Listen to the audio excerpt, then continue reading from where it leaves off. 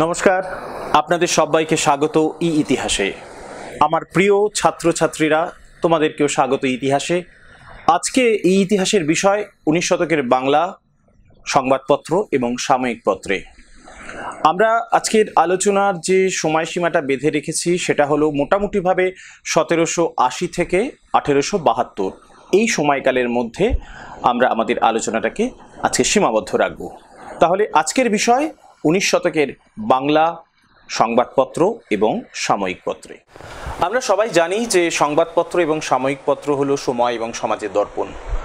19 শতকেও এর ব্যতিক্রম হয়নি, কিন্তু 19 শতকের অনেক সংবাদপত্রই আজ বিলুপ্তির পথে। বহু গবেষক নিরন্তর চেষ্টা চালিয়ে যাচ্ছেন সেই সংবাদপত্রগুলোকে খুঁজে বার করে সংকলিত করার। এক্ষেত্রে প্রথমেই যার নাম করতে হয় তিনি হলেন ব্রজেন্দ্রনাথ বন্দ্যোপাধ্যায়। সংবাদপত্রের সেকালের কথা এই দুখণ্ড অনন্য সৃষ্টি। এছাড়া বিনয় ঘোষ সাময়িক পত্রে বাংলার সমাজ যে গ্রন্থটি, যে 4টি পার্ট বা 4টি খণ্ড লিখেছেন, সেটি এক অনন্য সৃষ্টি। বাংলাদেশে এ বিষয়ে যথেষ্ট কাজ করেছেন আনিসুজ্জামান, মুনতাসির মামুন। আমাদের এখানেও স্বপন বসু প্রমুখ গবেষক নিরন্তর চেষ্টা চালিয়ে যাচ্ছেন সেই পুরনো সংবাদপত্রগুলিকে খুঁজে বার করে সংকলিত করে সময় এবং সমাজ এবং ইতিহাসকে তুলে ধরার। বাংলা সংবাদপত্র এবং সাময়িক পত্রের সূচনা কিন্তু হয়েছিল ইউরোপিয়ানদের হাত ধরে। হ্যাঁ, জেমস অগাস্টাস হিকি, যার হাত ধরেই বাংলা তথা ভারতে সংবাদপত্রের পথ চলা শুরু হয়েছিল। হিকি 1780 খ্রিস্টাব্দে প্রকাশ করেছিলেন বেঙ্গল গেজেট, যার অন্য নাম ছিল ক্যালকাটা জেনারেল অ্যাডভার্টাইজার। আসলে এই পত্রিকা পরবর্তীকালে খুব জনপ্রিয় হয়ে ওঠে হিকির গেজেট নামে। 1778 খ্রিস্টাব্দ নাগাদ হিকি একটি ছাপাখানা জোগাড় করেন, আর ছাপাখানার ব্যবস্থা করেন। কিন্তু সমস্যা হলো যে সেই সময় কোম্পানির কর্তা ব্যক্তিরা কেউই চাননি যে বেসরকারি উদ্যোগে ছাপাখানা প্রতিষ্ঠা হোক বা সংবাদপত্র প্রকাশিত হোক। হিকির আগে কোম্পানির এক কর্মচারী সংবাদপত্র প্রকাশ করার চেষ্টা করেছিলেন, তার নাম উইলিয়াম বোল্ট, কিন্তু তিনি সফল হননি। আসলে কোম্পানির কর্তা ব্যক্তিরা একটু ভয় পেতেন। তারা ভাবতেন যে যদি বেসরকারি মালিকানায় সংবাদপত্র প্রকাশিত হয়, ছাপাখানা প্রতিষ্ঠিত হয়, তাহলে হয়তোবা ইউরোপে যে মুক্ত চিন্তা, উদারনৈতিক চিন্তা, বৈপ্লবিক চিন্তার প্রকাশ ঘটেছিল তা এই দেশে চলে আসবে। অথবা তারা এটাও ভেবেছিলেন যে এই সব সংবাদপত্রে হয়তোবা এমন কোনো সংবাদ প্রকাশিত হতে পারে যা নাকি রক্ষণশীল ভারতীয়দের ক্ষুব্ধ করে তুলতে পারে। ফলে তারা শুরুর দিকে যথেষ্ট আপত্তি করেছিলেন, কিন্তু হিকি সফল হয়েছিলেন। আসলে হিকি যাকে পেয়েছিলেন তিনি হলেন হেস্টিংস। হেস্টিংস উদারমনা। মাথায় রাখতে হবে যে কলকাতায় সরকারি ছাপাখানা কিন্তু প্রতিষ্ঠিত হয়েছিল হেস্টিংসের উদ্যোগে, এবং হিকি ছিলেন আপাদমস্তক ব্যবসায়ী। মূলত ব্যবসার স্বার্থেই তিনি এই পত্রিকা প্রকাশ করেছিলেন, এবং এই পত্রিকার যারা পাঠক তারাও মূলত ইউরোপীয় ব্যবসায়ী বা বণিক সম্প্রদায়। এই পত্রিকায় প্রকাশিত হতো মূলত শ্রেণীবদ্ধ বিজ্ঞাপন এবং টুকরো খবর বা চুটকি খবর। তবে হ্যাঁ, হিকি কিন্তু সংবাদপত্রের স্বাধীনতায় বিশ্বাস করতেন। তিনি সেই সময় অনেক গণ্যমান্য ব্যক্তি তাদেরকে কিন্তু ছেড়ে কথা বলেননি। ইভেন হেস্টিংসের যে স্ত্রী, তাকেও তিনি কিন্তু আক্রমণ করেছিলেন তার এই সংবাদপত্রে। তার ফলও হয়েছিল খুব খারাপ। তার বিরুদ্ধে, অর্থাৎ হিকির বিরুদ্ধে মানহানির মামলা করা হয়েছিল, জেল এবং জরিমানা দুটোই কিন্তু হয়েছিল। হিকির যে পথ চলা শুরু করেছিলেন সেই পথ ধরেই আস্তে আস্তে আরও অনেক সংবাদপত্র কিন্তু বেরোলো। হ্যাঁ, শুরুর দিকে কিন্তু যে সংবাদপত্রগুলো বেরিয়েছিল সেগুলো মূলত ইংরেজিতে। যেমন আমরা বলতেই পারি যে 1780 থেকে 1800 খ্রিস্টাব্দের 1818 মধ্যে প্রায় 9-10খানা গুরুত্বপূর্ণ ইংরেজি সংবাদপত্র সে সময় বেরিয়েছিল। যেমন তাদের কয়েকটার নাম তো বলাই যেতে পারে, যেমন India Gazette, Bengal Journal, the Calcutta Chronicle, the Calcutta Courier এবং অবশ্যই বেঙ্গল হরকরা। তো এই সংবাদপত্রগুলো কিন্তু পরিচালনা করতেন বা সম্পাদনা করতেন সবাই মোটামুটি ইউরোপীয়, এবং এদের মূল উদ্দেশ্যই ছিল যে কোম্পানির স্বার্থ রক্ষা করা এবং বাণিজ্যিক মুনাফা করা। এর মাঝখানে অর্থাৎ 1780 থেকে এই যে সময়কাল, এই সময়কালের মধ্যে কিন্তু অনেক কিছু বদলে গেল। যেমন প্রথমেই বলতে পারি যে এই সময়কালের মধ্যে কলকাতা এবং বাংলায় পাশ্চাত্য শিক্ষা ধীর গতিতে হলেও শুরু হয়ে গিয়েছিল। একটি মধ্যবিত্ত শ্রেণী তারা কিন্তু তৈরি হচ্ছিল। কলকাতায় fort William college, Asiatic society, Kolkata মাদ্রাসার মাধ্যমে প্রাচ্যবিদ্যার চর্চা বেশ ভালোই চলছিল। এই সময়কালের মধ্যে শ্রীরামপুরে, কলকাতার অদূরেই শ্রীরামপুরে ব্যাপটিস্ট মিশনারিরা তারা কিন্তু তাদের কার্যকলাপ শুরু করে দিয়েছিল।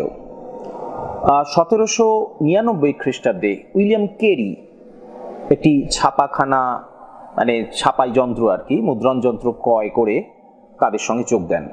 এই কেরির যোগদান, ব্যাপটিস্ট মিশনারিতে যোগদান কিন্তু একটা অন্য দিকে সূত্রপাত করলো, একটা সৃষ্টিশীলতার যুগ তৈরি করলো। কেরি বাংলা ভাষা রপ্ত করলেন, তার সঙ্গে সঙ্গে অন্যান্য ভারতীয় ভাষাও রপ্ত করার চেষ্টা করলেন। হাত দিলেন অনুবাদের, হাত দিলেন শব্দকোষ তৈরির ক্ষেত্রে। এই সময়কালের মধ্যে আরেকটি গুরুত্বপূর্ণ ঘটনা ঘটল, সেটা হলো চার্লস উইলকিনসন এবং পঞ্চানন কর্মকার, এরা দুজনে মিলে বাংলা হরফ, যাকে আমরা বলি টাইপ ফাউন্ড্রি, এটা তৈরি করলেন। ফলে ছাপার কাজে, মুদ্রণের কাজে অনেক দূরে গিয়ে গেলেন খ্রিস্টান মিশনারিরা। মোটামুটিভাবে 1818 মধ্যবর্তী সময়ে, মানে এই সময়কালের মধ্যে প্রায় 36টি বাংলা বই মিশনারিরা কিন্তু প্রকাশ করেছিল। এইবার তাদের মনে হলো, বা এইবার তাদের মধ্যে অনেকেই অনুভব করলেন যে সংবাদপত্র প্রকাশ করা উচিত বা যায় কিনা। এ ব্যাপারে যিনি এগিয়ে এলেন তিনি হলেন জগুয়া মার্সম্যানের সুযোগ্য পুত্র জন মার্সম্যান। জন মার্সম্যান উদ্যোগী হলেন একটি বাংলা মাসিক পত্রিকা বার করা যায় কিনা সে ব্যাপারে। 1818 খ্রিস্টাব্দে এপ্রিল মাসে মার্সম্যান প্রকাশ করলেন দিগদর্শন। এটি শুরুর দিকে ছিল 16 পৃষ্ঠার একটি পত্রিকা। এতে নানান ধরনের খবর পরিবেশিত হতো। যেমন আমি উদাহরণ হিসেবে বলতে পারি, এইখানে বেরোতো হিন্দুস্তানের সীমারেখা, এখানে বেরোতো হিন্দুস্তানের বাণিজ্য, আমেরিকা দর্শন, এমনকি রাজা কৃষ্ণচন্দ্র রায়ের বিবরণও এখানে প্রকাশ পেত। তো মার্সম্যান প্রথম দিককার দু একটি ইস্যু আর কি, দু একটি পত্রিকা তিনি পাঠালেন কোম্পানির কাউন্সিল মেম্বারদের কাছে। দেখা গেল যে তারা খুব একটা আপত্তি করলো না, ফলে মার্সম্যানের আত্মবিশ্বাস আরও বেড়ে গেল। এবার তিনি ভাবলেন যে মাসিক পত্রিকা তো হলো, এবার একটি সাপ্তাহিক পত্রিকা বার করা যায় কিনা দেখি। তো সেই মতো তিনি একটি পত্রিকা বার করলেন। তখন ইংরেজিতে বিদেশে একটি পত্রিকা বেরোতো, তার নাম ছিল নিউজ ইন মিরর।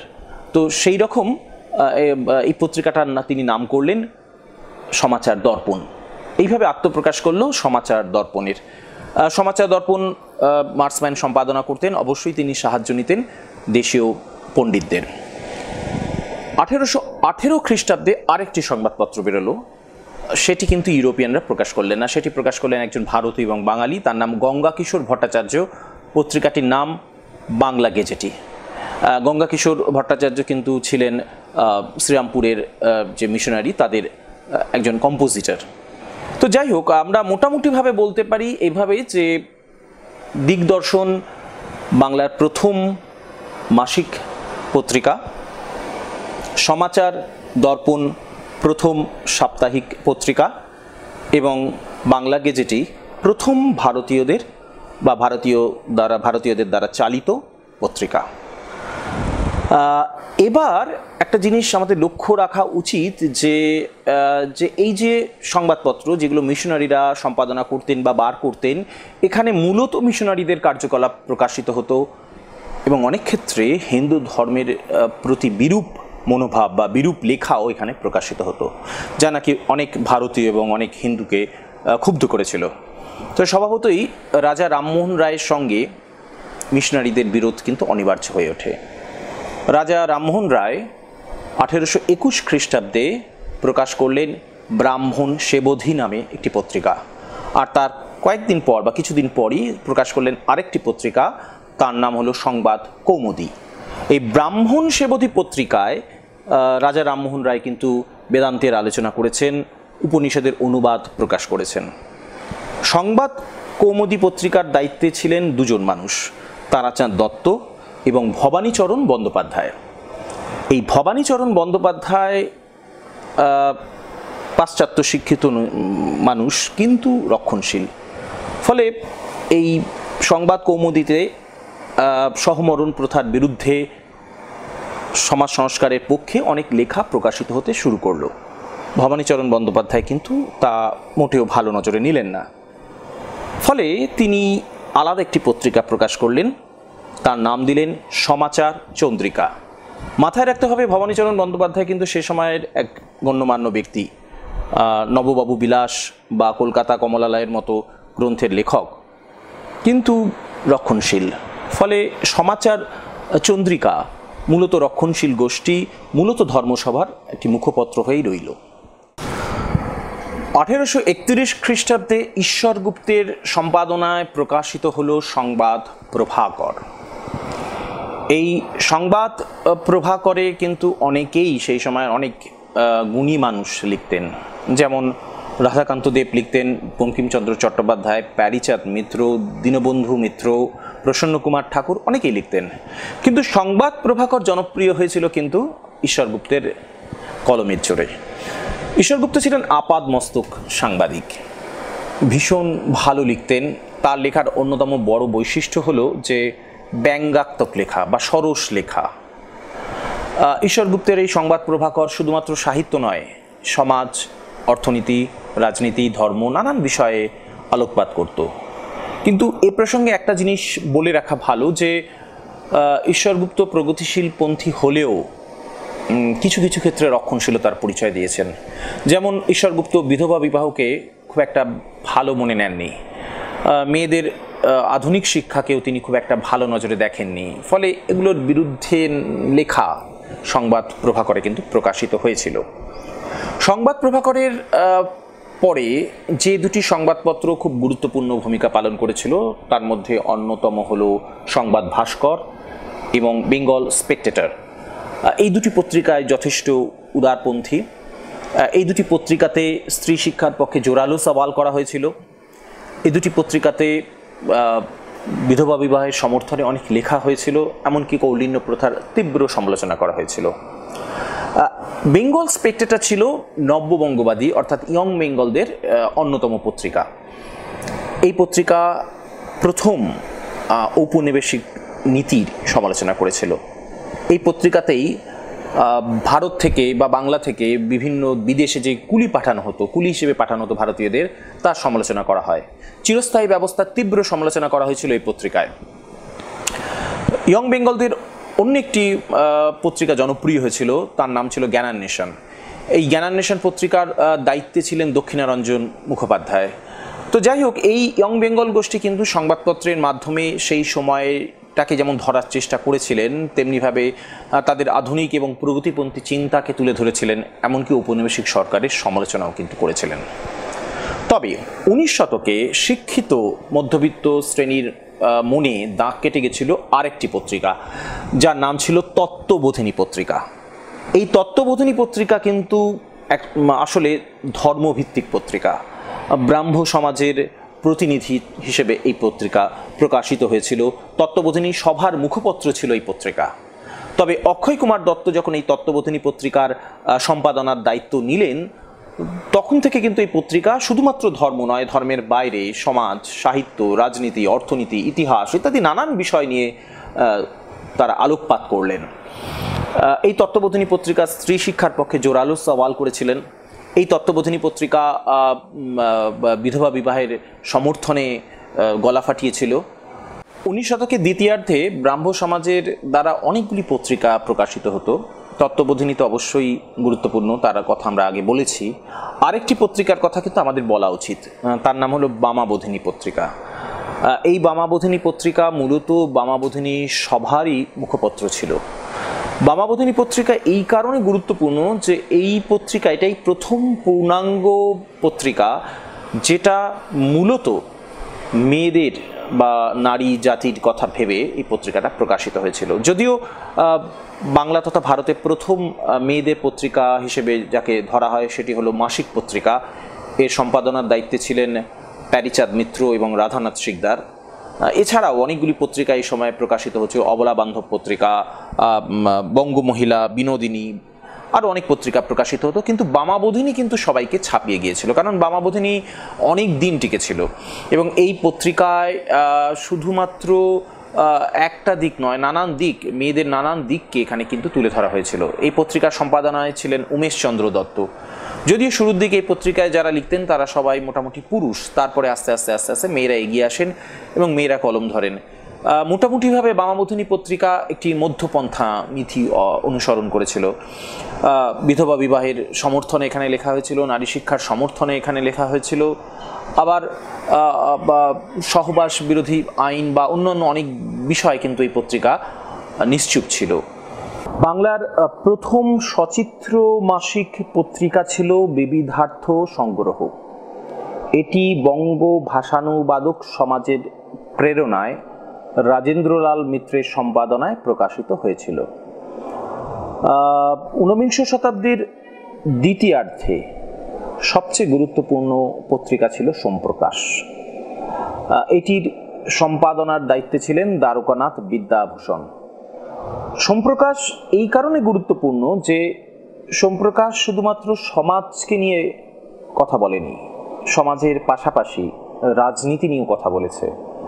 আমরা এই 19 শতকের দ্বিতীয়ার্ধে আমরা দেখতে পাবো যে সংবাদপত্র ধীরে ধীরে সমাজের কথার বাইরেও রাজনীতির কথা, মানুষের কথা, মানুষের চাহিদার কথা, মানুষের দুঃখের কথা এবং দাবির কথা তুলে ধরছে। এবং 19 শতকের দ্বিতীয়ার্ধ থেকেই জাতীয়তাবাদী আন্দোলন বা জাতীয়তাবাদের সঙ্গে সংবাদপত্রের একটা ঘনিষ্ঠ যোগাযোগ তৈরি হচ্ছে। এই সোমপ্রকাশ একদিকে নীলকর সাহেবদের, চাকর সাহেবদের তীব্র সমালোচনা করেছে, অন্যদিকে কোম্পানির বিভিন্ন নীতির বিরুদ্ধে সোচ্চার হয়েছে।